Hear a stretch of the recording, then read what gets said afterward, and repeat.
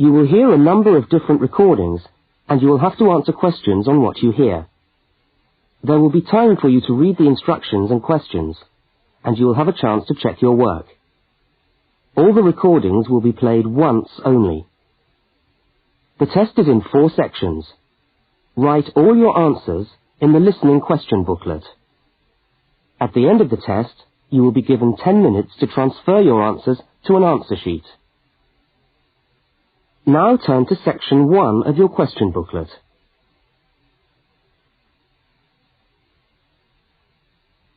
Section 1. You will hear a telephone conversation between a woman and a police officer. First, look at questions 1 to 5. For each of the questions, 4 alternatives are given.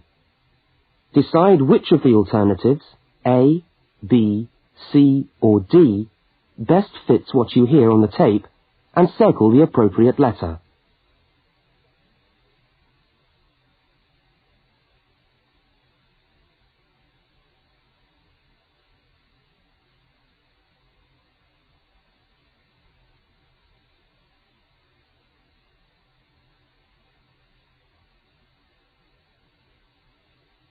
You will see that there is an example which has been done for you.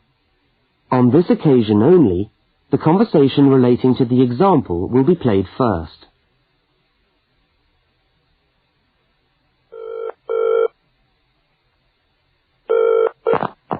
Good evening, City Police Station. Can I help you? Oh, hello. I'd like to report a stolen briefcase, please. Just a minute and I'll put you through. The woman says she wants to report a stolen briefcase, so A has been circled. Now we shall begin. You should answer the questions as you listen, because you will not hear the recording a second time. Now listen carefully to the first part of the conversation, and answer questions 1 to 5.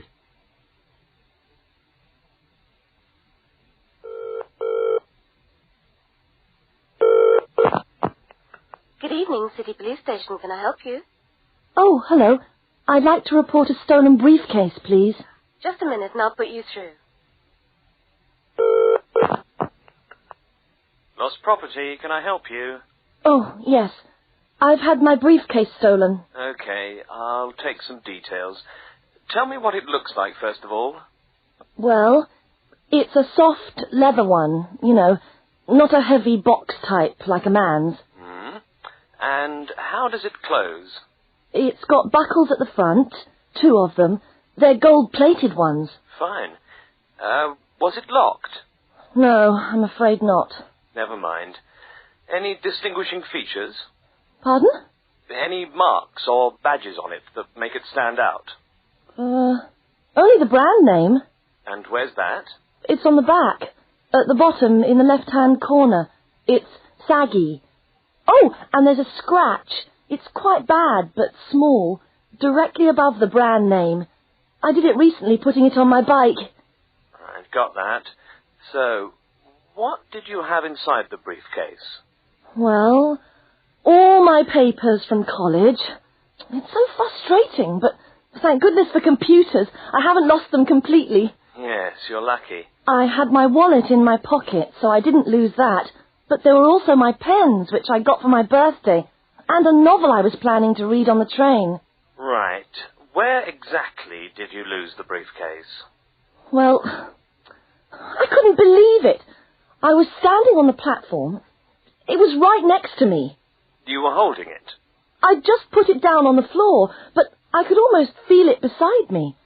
I was watching for my train because sometimes it comes early, and then next time I looked, my briefcase wasn't there. And what time was this? It must have been about 5:20. No, a bit later. I'd say 5:30 because it was just getting crowded and the train normally comes at about 25 to 6. Before they continue their conversation, look at questions 6 to 10.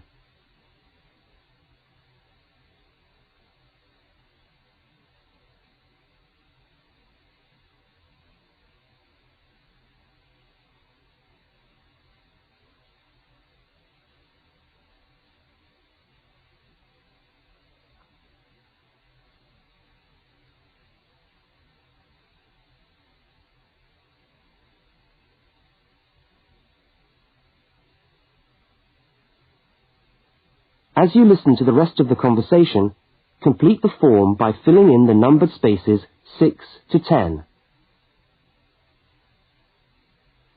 Right, if you'll just give me some personal details. Yes. What name is it? I'm Mary Prescott. Can you spell that? Yes, it's Prescott.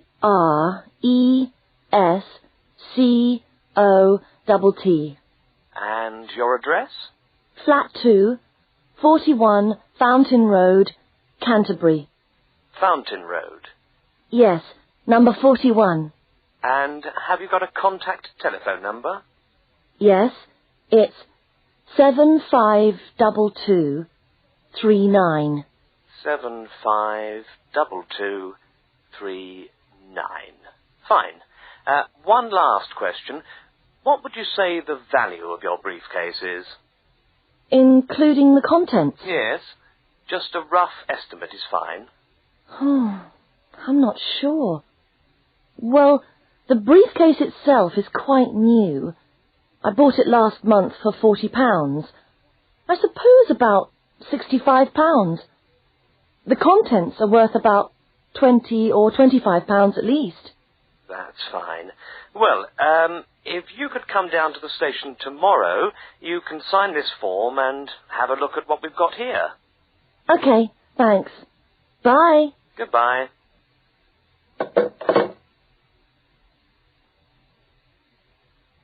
That is the end of section 1. You now have half a minute to check your answers.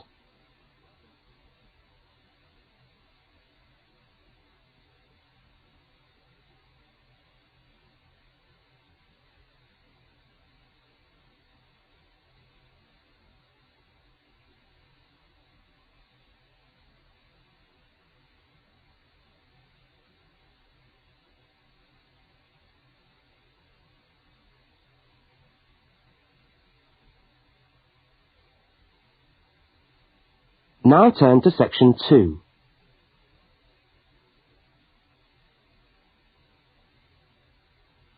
Section 2. You are going to hear a news report from an Australian radio program. First, you have some time to look at questions 11 to 13.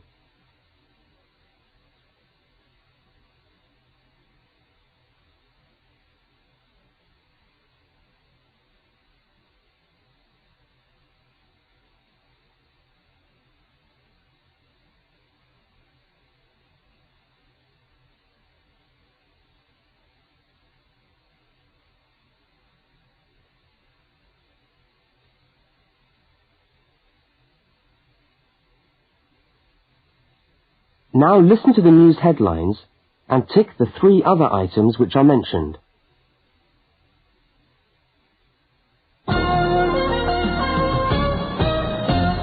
This is the 6 o'clock news for Tuesday the 25th of November. And first the headlines. The Prime Minister has promised to help the drought-stricken farmers in the northern part of the country who haven't seen rain for nearly 2 years. And in Sydney, a group of school children are successfully rescued from a plane which landed in the sea shortly after takeoff.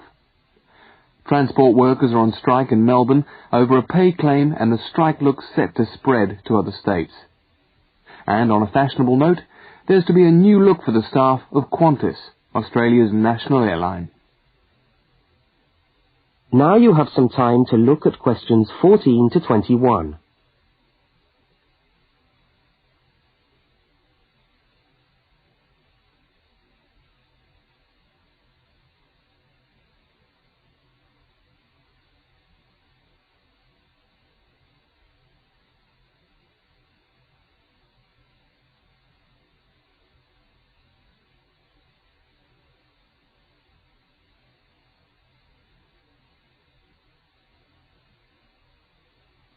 As you listen to the rest of the news, complete the notes in the spaces provided. The Prime Minister has pledged today that he will make $250 million available to help the drought-stricken farmers who have not seen rain for years get through the next 5 years.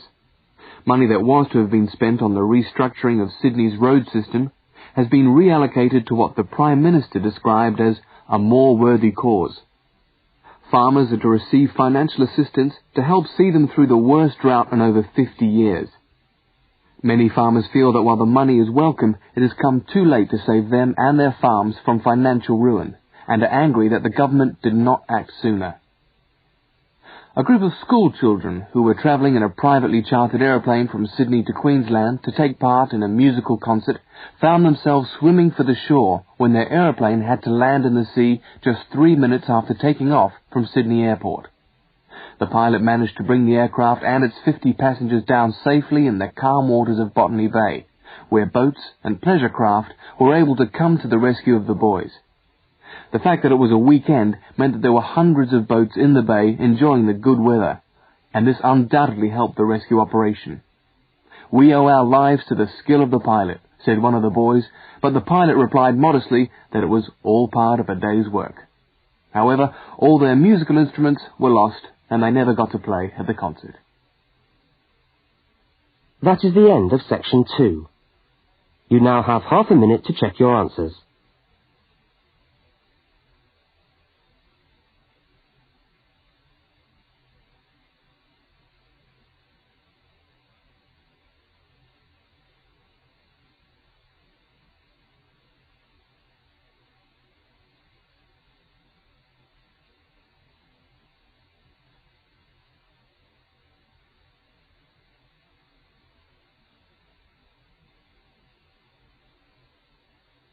Now turn to section 3.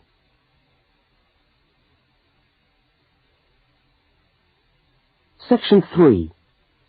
In this section, you will hear a conversation between a university student and a university lecturer. Look at questions 22 to 25. For each of the questions, 4 alternatives are given. Decide which of the alternatives best fits what you hear on the tape and circle the appropriate letter.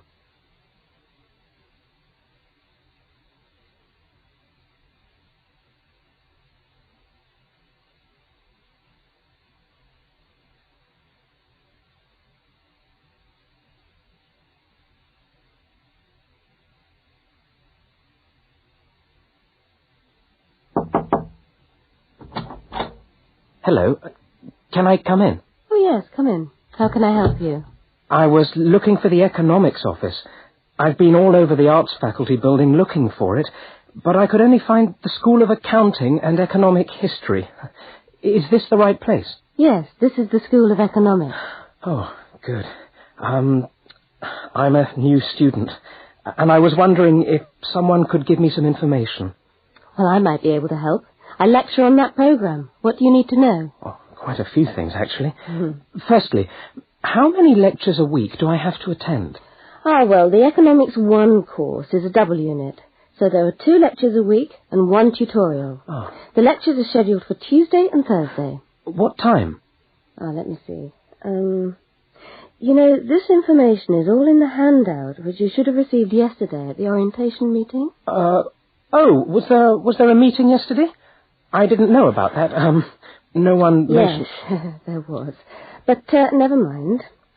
Now, lectures are at 4 in the afternoon. Oh, 4's a bit late. I've got a part-time job that starts at 4:30. Well, you can't be in 2 places at once, can you? And attendance at lectures is necessary. We expect at least 90% attendance at this university, you know. 90%? That's high. Do they enforce that rule? Yes, we do. We're pretty strict about it, actually. And what times have been set down for the tutorials? Do you have that information? That's a very well-attended course, so there's a number of tutorial times. Monday, Wednesday, and Friday, all at 9 o'clock. Yours will be allocated at the first lecture. Can't I choose the time? Maybe, maybe not. You'll have to talk to the lecturer on the course. Dr. Roberts is his name. Oh, okay. Now look at questions 26 to 31.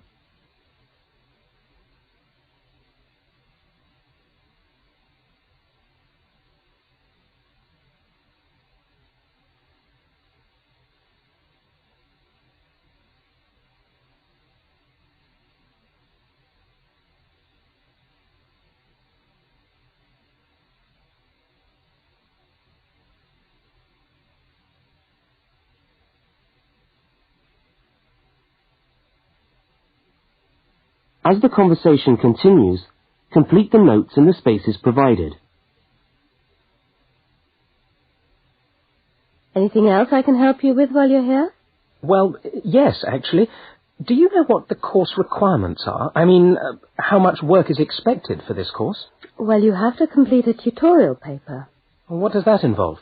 Well, it's a piece of work on a given topic based on some set reading texts. You'll have to give a small talk to your tutorial group. Oh, how long does that have to be? Oh, about 25 minutes usually. I have to talk for 25 minutes? Yes, that's right. And then you have to write up your piece of work and give it to the lecturer to be marked. Right. And is that all? No. You also have to complete a 3,000-word essay on a topic. Can I choose the topic? Yes, usually you can. Right. That shouldn't be too bad. And in addition to that, there is an exam. An exam? What sort of exam? Well, it's an open book exam. Does that mean I can have the textbook with me during the exam? Yes, that's right. And can you give me any idea about the content of the first year of economics, so that I can get into some reading? Well, you'll be getting the reading list next week when lectures start. All the books are in the library. Yes, but won't everyone else take them out as soon as they get the reading list too? Well, yes, they might. But most of the important ones are held in closed reserve. That's a part of the library where you can go to read books, but you can't take them out of the building. What did you call that section of the library? Closed reserve. However, we do recommend that you buy the core books. You'll find them useful and you'll need them for the exam. Yes, I suppose I will. But what is the focus of the course? Well, the course at this university has a vocational focus. That is, a focus on preparing its graduates for work. So we're orientated very much towards employment. Oh, so my chances of getting a job are good? Well, provided you get good results. Well, look, thanks for your time. You've been really helpful. That's fine. See you next week, then.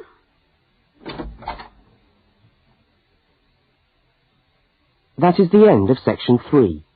You now have half a minute to check your answers.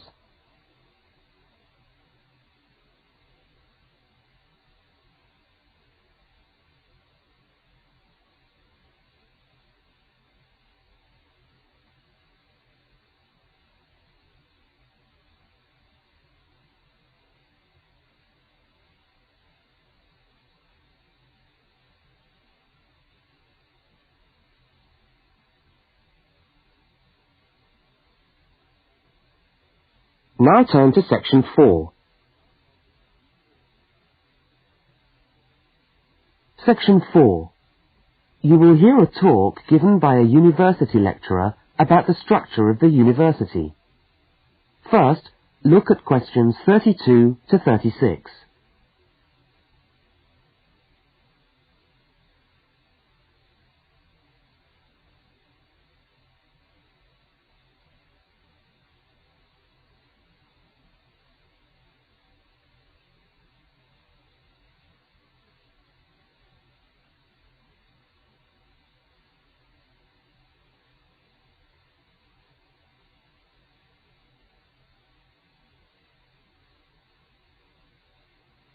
Now listen and answer questions 32 to 36.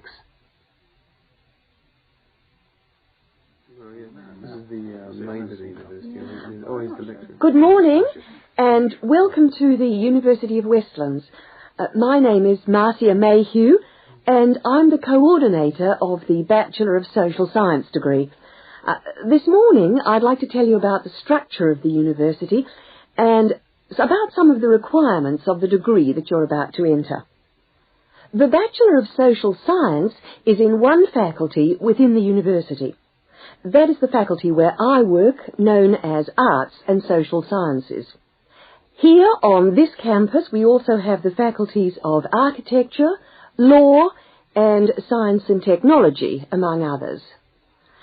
It's important to know something about the structure of the faculty because as you go through your course, you may need to call on members of the staff to help you. At the top of the faculty, we have a dean, and below the dean, we have 3 divisions. Each division has a divisional head, and your degree is located in the Division of Social Sciences. Within each of the divisions, there are the departments, and each of these offers the different degrees. For instance, two of the departments which offer the major subjects for your award are sociology and psychology. Each has a departmental head, but for practical purposes, the people you are going to see the most of are myself as coordinator of the social sciences degree, and the actual lecturers who are teaching the subjects that you are taking. For instance, in the first semester, you'll be doing 4 subjects: psychology, sociology, history, and economics. If you have any problems or difficulties, not that I'm anticipating you will, but you never know, then you should go and see your lecturers. For instance, you may find that you can't meet a deadline for an essay, or perhaps you're having problems with attendance. These seem to be the 2 most common problems that students face.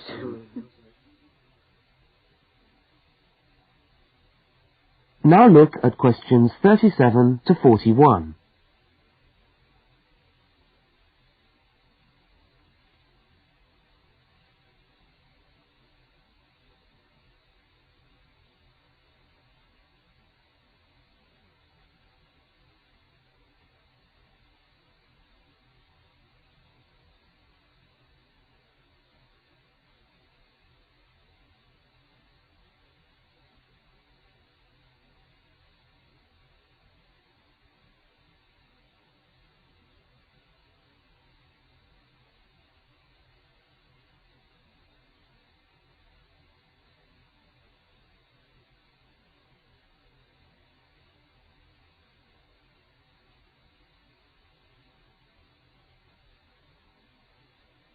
As you listen to the rest of the talk, answer the questions 37 to 41. If your lecturers are unavailable, you can always come and see me in my office. I'm available on Wednesday and Thursday mornings and on Friday afternoons. Outside these hours, perhaps you could ring the secretary and make an appointment. Now, you'll note that all of the subjects which you undertake in the first year are composed of lectures and tutorials. A lecture is about an hour long, and a tutorial usually runs for about 2 hours. A lecture is rather like what I'm doing now, where one person will talk to all of you together on a subject. Now, we do ask you to try to attend the lectures. A tutorial is perhaps where most of the learning occurs at a university. You will be divided into groups of between 12 and 15 students, and each week one of you will have to present a piece of work to the group as a whole, and then the group will discuss what you've said. It's this discussion, this exchange of ideas, which really constitutes the basis of university learning, in my view. Listening to lectures in many ways is just giving you information that you could access for yourself in the library. But the discussion at the tutorial is very important. This doesn't mean that you shouldn't go to the lectures, though. Other factors to be particularly concerned about are the structure of essays and delivery of written material. And in particular, I would like to mention the question of plagiarism. Plagiarism is taking other people's work without acknowledging it. That is, without saying where it comes from. Now, of course, all essays are based on research done by other people, but you must remember to attribute the work to the original writer. And while it's a good idea to work with other people, don't hand in work which is exactly the same as your friend's work, because we will notice. If you don't acknowledge the source of your information, then you run the risk of failing the subject, or in very serious cases, you might be denied entry to the university. Last but not least, stay in touch with us. If things are getting you down, don't go and hide. Come and talk to us about it. That's what we're here for. Right. Thank you very much for coming along today.